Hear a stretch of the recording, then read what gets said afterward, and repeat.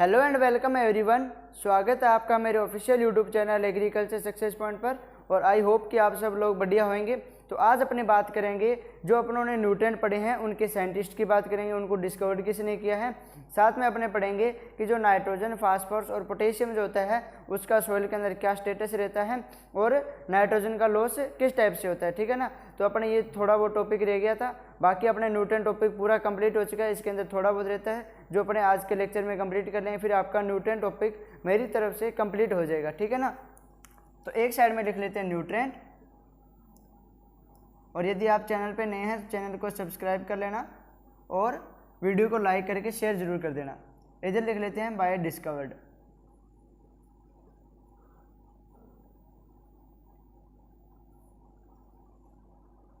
किसके द्वारा डिस्कवर किए गए और कौन सा न्यूट्रिएंट है। तो सबसे पहले मैं बात करता हूँ कार्बन की, ठीक है ना। कार्बन की खोज किसने की थी? प्रिस्टले ने की थी, ठीक है। तो किसके द्वारा डिस्कवर किया गया था कार्बन? प्रिस्टले,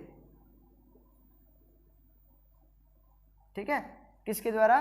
प्रिस्टले के द्वारा जो है डिस्कवर्ड किया गया था कौन? कार्बन, ठीक है। उसके बाद में बात करते हैं नाइट्रोजन की। तो नाइट्रोजन को डिस्कवर्ड किसने किया था? डी सॉसर ने, ठीक है। किसने किया था? डी सॉसर ने किया था, ठीक है। इसके बाद में अपने बात करते हैं फास्फोरस, पोटेशियम, कैल्शियम और मैग्नीशियम, ठीक है। इन चारों न्यूट्रिएंट को एक ही जो साइंटिस्ट था जिसने डिस्कवर्ड किया था, किसको?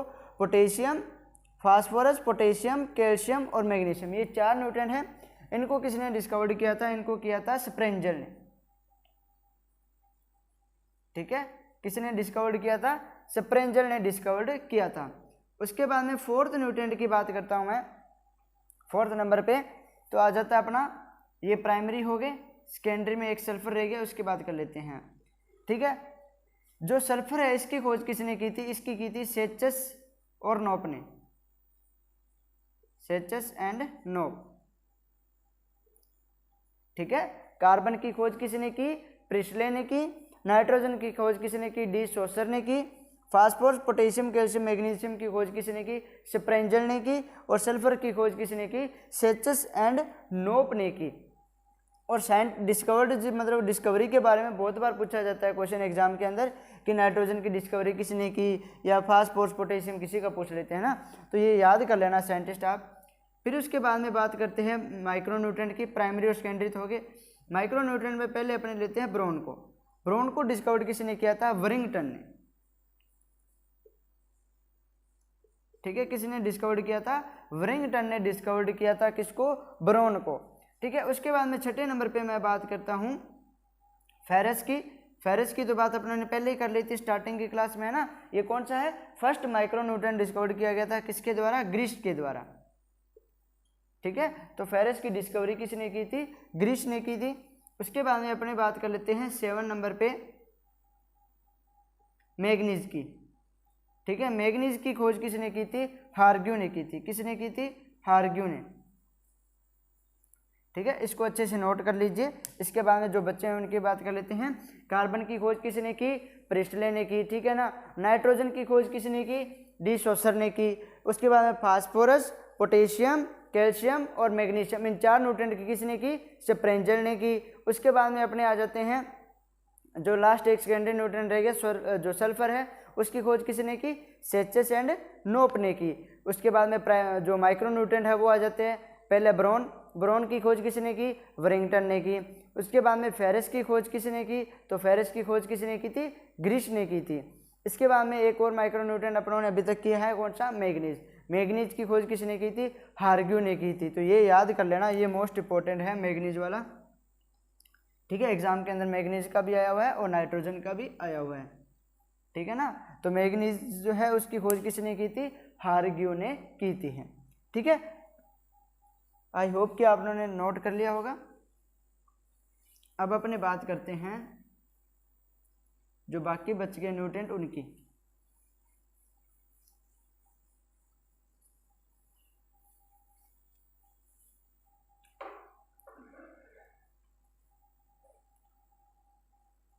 अब देखिए बात करते हैं जो बाकी बच गए न्यूट्रिएंट।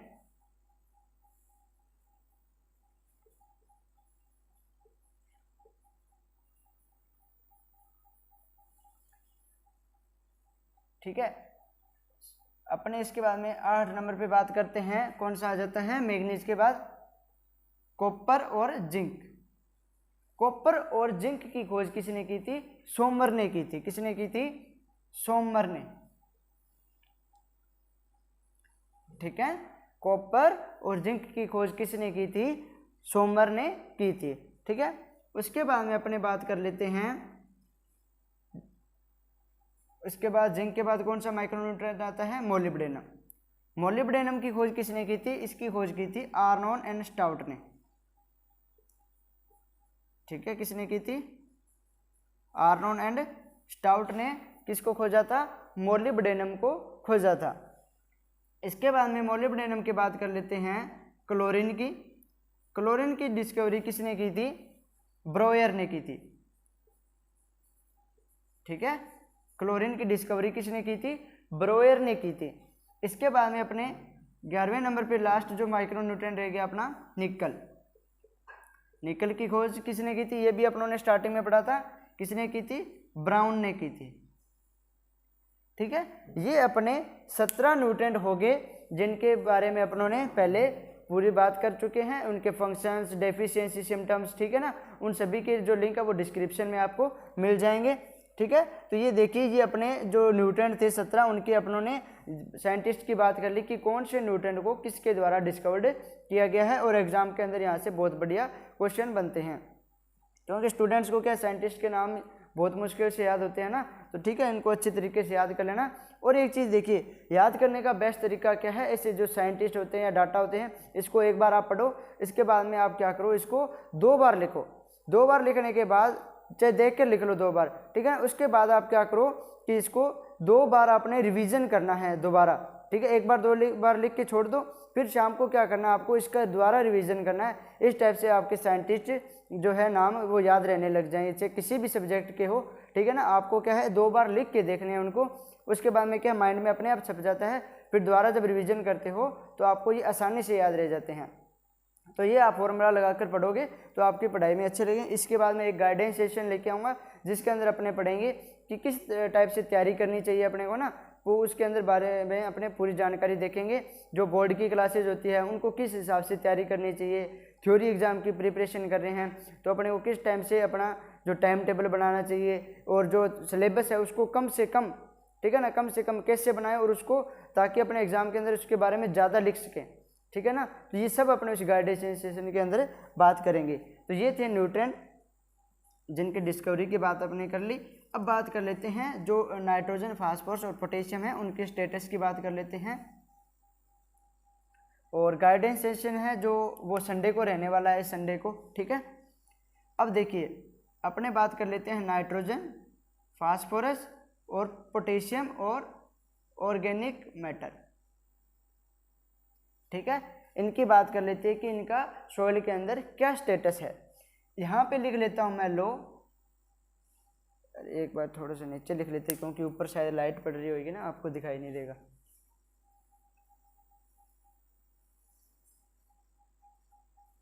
इधर लिख लीजिए ऑर्गेनिक मैटर, 2 नंबर पे नाइट्रोजन, फिर फास्फोरस और फिर पोटेशियम। यहाँ मैं लिख लेता हूँ लो, इधर लिख लेता हूँ मीडियम और इधर लिख लेता हूँ हाई। ठीक है, लो, मीडियम और हाई। देखिए लो की बात करते हैं तो ऑर्गेनिक मैटर जो होता है इसकी रेंज कितनी होती है, आप लोगों ने पढ़ा हुआ है कि 0.5 से 1 तक होती है ना। ठीक है, तो ये याद रख लेना कि जो लो होता है वो होता है लेस देन 0.5। यदि 0.5 से जो मतलब कम है ऑर्गेनिक मैटर तो वो लो के अंदर आएगा। 0.5 से 0.75 है तो वो मीडियम के अंदर आता है, और यदि 0.75 से ज़्यादा है तो वो हाई के अंदर आएगा। यदि आपकी सॉइल के अंदर ऑर्गेनिक मैटर की मात्रा कितनी है, 0.75 से ज़्यादा है तो आप कहोगे कि आपकी सॉइल के अंदर हाई ऑर्गेनिक मैटर है। यदि 0.5 से कम है तो आपकी सॉइल के अंदर ऑर्गेनिक मैटर की मात्रा जो है बहुत ही कम है। इसके बाद में अपने नाइट्रोजन, फास्फोरस और पोटेशियम की बात कर लेते हैं। इनकी जब बात करेंगे तो ये होंगे किलोग्राम पर हेक्टेयर में। ठीक है, किलोग्राम पर हेक्टेयर की बात होगी यहाँ पे। ठीक है ना, अब देखिए नाइट्रोजन की जब बात आती है तो जो नाइट्रोजन यदि 280 किलोग्राम से कम है तो वो है कि उस सॉइल के अंदर नाइट्रोजन की मात्रा कम है। यदि सॉइल के अंदर जो नाइट्रोजन है वो 280 से 560 के बीच में है तो आपकी सॉइल के अंदर मीडियम नाइट्रोजन है। और यदि आपकी सॉइल के अंदर 560 kg पर हेक्टेयर से ज़्यादा यदि नाइट्रोजन शो हो रहा है तो मतलब आपकी सॉइल के अंदर बहुत ज़्यादा नाइट्रोजन है। ठीक है, इसके बाद में फास्फोरस की बात करते हैं तो फास्फोरस का स्टेटस क्या रहता है कि यदि 10 से कम है, ठीक है, यदि आपकी सॉइल के अंदर 10 किलोग्राम से कम फास्फोरस है तो मतलब आपकी सॉइल के अंदर लो है फास्फोरस की मात्रा। यदि 10 से 25 के बीच में है तो आपकी सॉइल के अंदर जो है मीडियम क्वांटिटी है किसकी, फास्फोरस की। और यदि 25 किलो से ज़्यादा है, ठीक है ना, ये 1 हेक्टेयर की बात हो रही है, ध्यान रख लेना, ठीक है ना।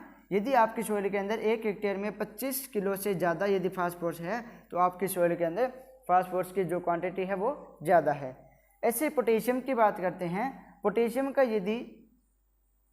यदि आपकी सॉइल के अंदर 1 हेक्टेयर में 108 किलोग्राम से भी कम है पोटेशियम तो आपकी सॉइल के अंदर जो पोटेशियम है उसकी मात्रा बहुत कम है। यदि 108 से 280 है, ठीक है, 108 से 280 kg के बीच में है तो आपके सॉइल के अंदर मीडियम पोटेशियम है।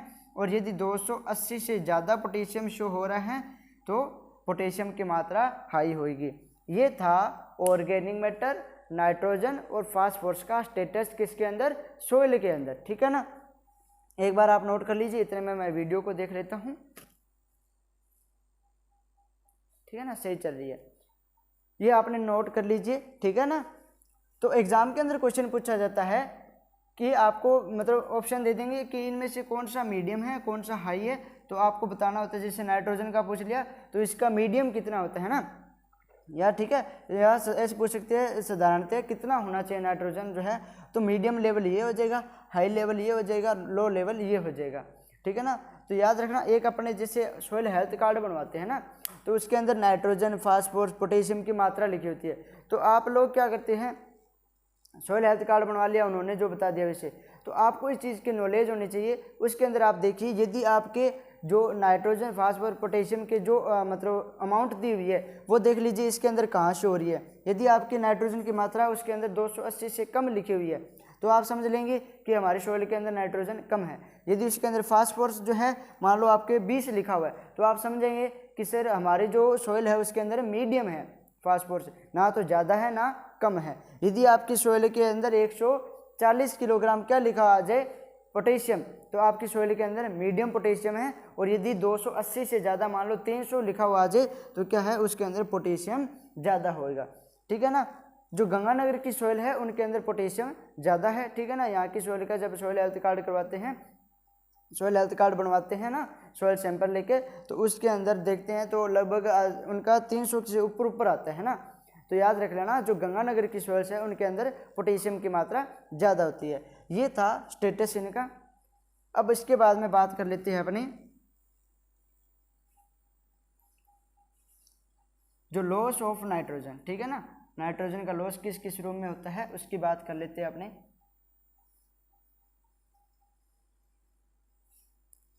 और ये लास्ट लेक्चर है न्यूट्रिएंट का, मेरी तरफ से कंप्लीट मैंने न्यूट्रिएंट टॉपिक करा दी है। उसके बाद भी आपको लगे कि सर ये पॉइंट हमारा रहता है तो वो भी अपने कवर कर लेंगे, आप कमेंट बॉक्स में लिख देना। ठीक है ना, और कल से अपनी पेडोलॉजी की क्लास स्टार्टेज हो जाएगी। अब देखिए बात करता हूँ मैं लॉसेज ऑफ नाइट्रोजन या लॉस ऑफ नाइट्रोजन।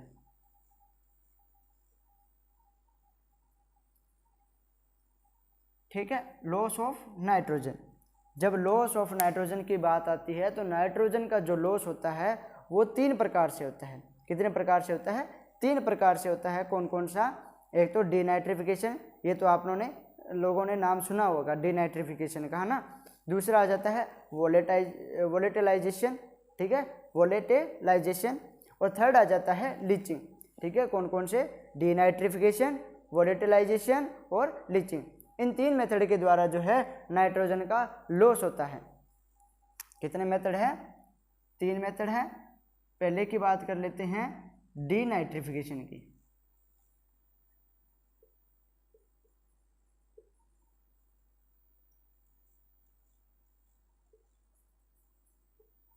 जिसको बोल देते हैं अपने विनाइट्रीकरण, है ना। क्या बोल देते हैं अपने इसको? विनाइट्रीकरण बोल देते हैं। अब देखिए डीनाइट्रिफिकेशन के अंदर क्या होता है, और आप लोगों ने एक चीज़ सुना होगा कि जो डीनाइट्रिफिकेशन की बात आती है तो ये ज़्यादातर अपने सुनते हैं पैडी क्रॉप्स के अंदर, है ना, कि जो नाइट्रोजन का डीनाइट्रिफिकेशन से जो लॉस हो रहा है वो कहाँ पे हो रहा है? वो हो रहा है पैडी क्रॉप के अंदर। अब देखिए डीनाइट्रिफिकेशन के अंदर क्या होता है कि जो नाइट्रेट होता है ना, ठीक है, जिसको आमतौर पर सभी क्रॉप्स जो है नाइट्रोजन का अवेलेबल फॉर्म ही यही है, ठीक है। मोस्टली क्रॉप जो है नाइट्रोजन को किस फॉर्म में लेती है? नाइट्रेट के फॉर्म में लेती है, ठीक है। लेकिन एक्सेप्शन कौन है? एक अपवाद कौन है? पैडी क्रॉप है, जो अमोनियम के रूप में, अमोनिया के रूप में लेती है, ठीक है ना। अब देखिए ये नाइट्रेट जो है, ठीक है, ये क्या होता है जब N2O गैस के अंदर बदल जाता है, ठीक है। ये जो नाइट्रेट है वो N2O गैस में बदल जाता है, इसी को ही बोलते हैं डीनाइट्रिफिकेशन। NO3 का, ठीक है, नाइट्रेट का N2O के अंदर चेंज होना क्या कहलाता है?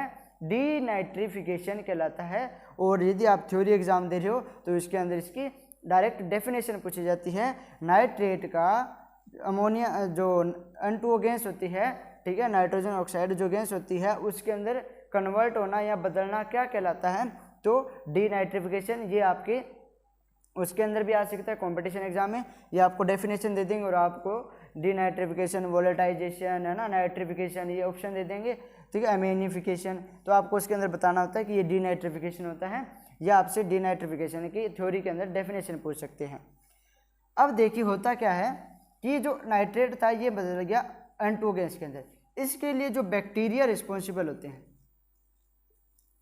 ठीक है, इसके लिए बैक्टीरिया रिस्पॉन्सिबल होते हैं। कौन से बैक्टीरिया रिस्पॉन्सिबल होते हैं? तो बेसिलस एंड स्यूडोमोनास,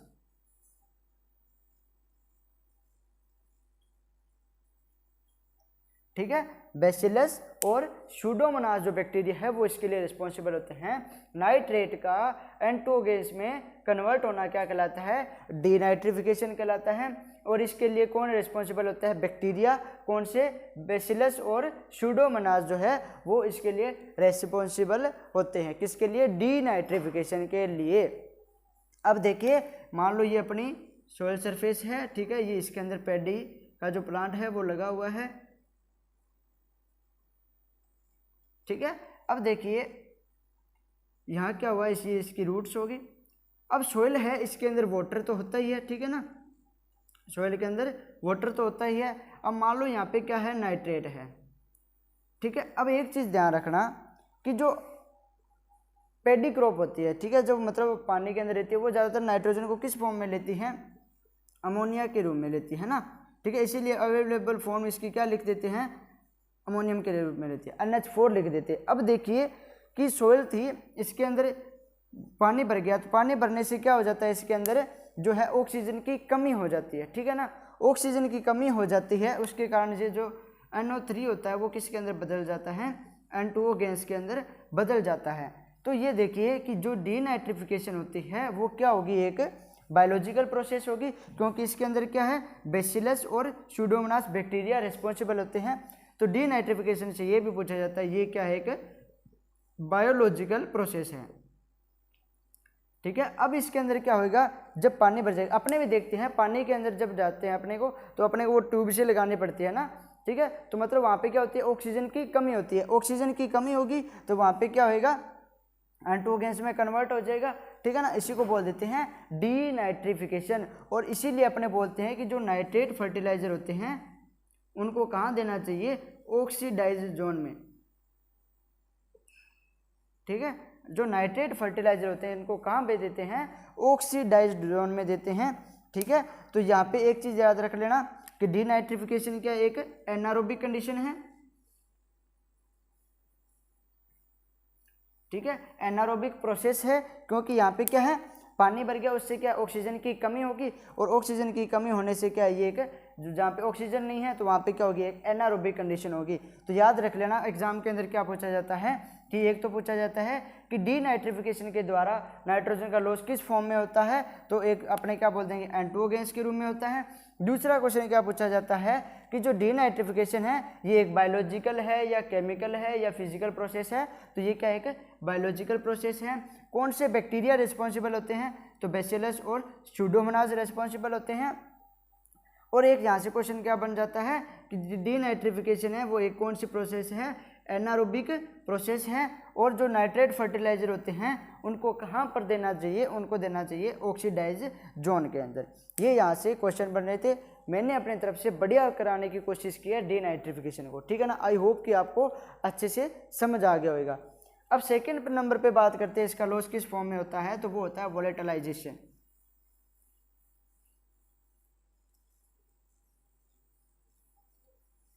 ठीक है, दूसरा पॉइंट क्या है, वोलेटिलाइजेशन।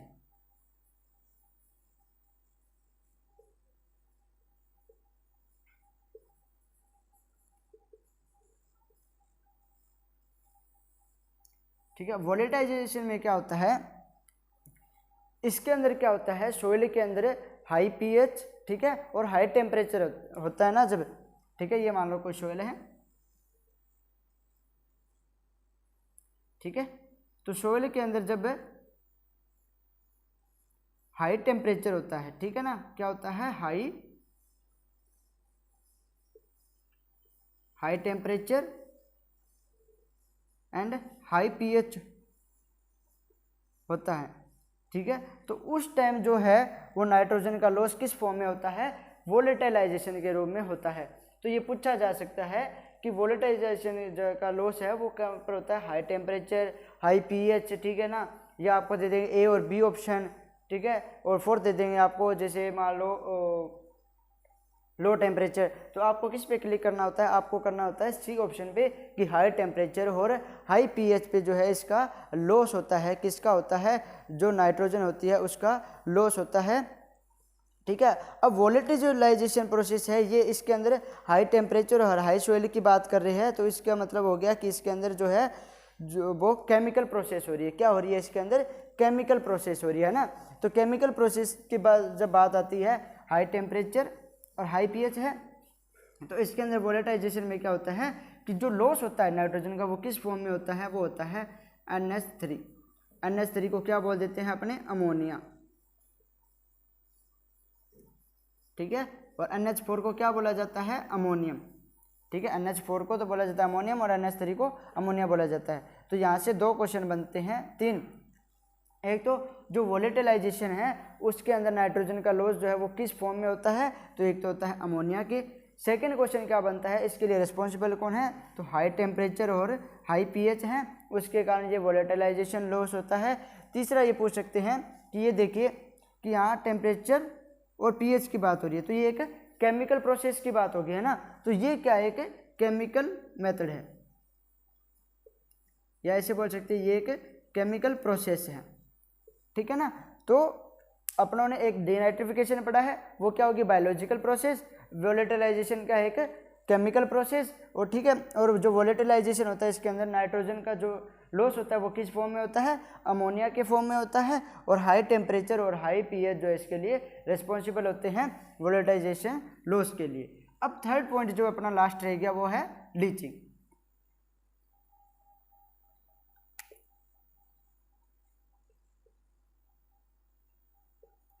ठीक है, लीचिंग के द्वारा भी इसका लॉस होता है।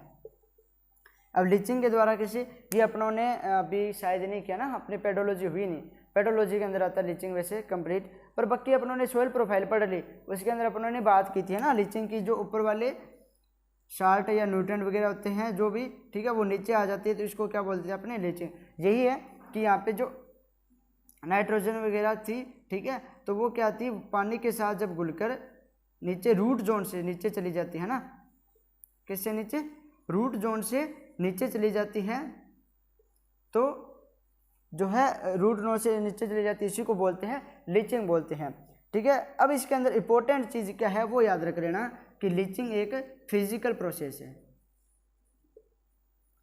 फिजिकल क्यों बोला, क्योंकि ना तो इसके लिए कोई बैक्टीरिया रिस्पॉन्सिबल या कोई फंगी या अपने कोई मतलब फंजाई वगैरह की बात नहीं किया ना, ठीक है ना। तो अपनों ने इसके अंदर क्या बोला, पानी, जैसे अपने ने सोइल को अंदर पानी दिया, पानी से क्या हो गया, नाइट्रोजन वगैरह जो थी वो घुलकर नीचे चलेगी, ठीक है ना। तो उसके कारण इसका लॉस हो गया नाइट्रोजन का। तो इसके अंदर अपनों ने तो कोई प्रोसेस नहीं की, ना इसके अंदर कोई केमिकल प्रोसेस हुई, ना इसके अंदर कोई बायोलॉजिकल हुई, ठीक है। तो इसको अपने क्या बोलते हैं, फिजिकल। जैसे अपने सोइल के अंदर पानी लगाया तो नाइट्रोजन थी वो इसके साथ घुलकर नीचे चली गई। तो इसके अंदर ना तो किसी का रिस्पॉन्सिबल रहा बैक्टीरिया का, ना कोई केमिकल वगैरह, ना कोई सोइल टेम्परेचर के कारण। तो याद रख लेना कि लीचिंग एक फिजिकल प्रोसेस है। तो डीनाइट्रिफिकेशन क्या होगी, एक केमिकल प्रोसेस होगी, ठीक है। और उसके बाद में वोलेटाइजेशन पढ़ा, डीनाइट्रिफिकेशन एक बायोलॉजिकल प्रोसेस, वोलेटिलाइजेशन एक केमिकल प्रोसेस, और लीचिंग का एक फिजिकल प्रोसेस है, ठीक है ना। यहाँ से क्वेश्चन बनते हैं। जो डीनाइट्रिफिकेशन है उसके लिए बैक्टीरिया रिस्पॉन्सिबल होते हैं, कौन से, बैसिलस और स्यूडोमोनास। और जो लीचिंग हो गया और वोलेटिलाइजेशन हो गया उसके लिए कोई बैक्टीरिया रिस्पॉन्सिबल नहीं होता। ये अपना टॉपिक था न्यूट्रेंट का। आज शायद 9वां लेक्चर है, ठीक है। 9 लेक्चर के अंदर अपनों ने कंप्लीट कर लिया। जो इतने भी न्यूट्रेंट थे उनके कंपोनेंट अपनों ने फंक्शंस पढ़ लिए, डेफिशिएंसी सिम्टम्स सभी की बात कर ली। तो इसके अलावा आपके कंपटीशन एग्जाम के अंदर कोई क्वेश्चन नहीं आता, ठीक है ना। अब जो है मैं एक वीडियो तैयार कर रहा हूँ जिसके अंदर मैं लगभग आपको 50 से ऊपर क्वेश्चन कराऊँ, ठीक है। जिसके अंदर प्रीवियस ईयर के क्वेश्चन होंगे, कुछ मेरे द्वारा बनाए हुए क्वेश्चन होंगे, ठीक है ना।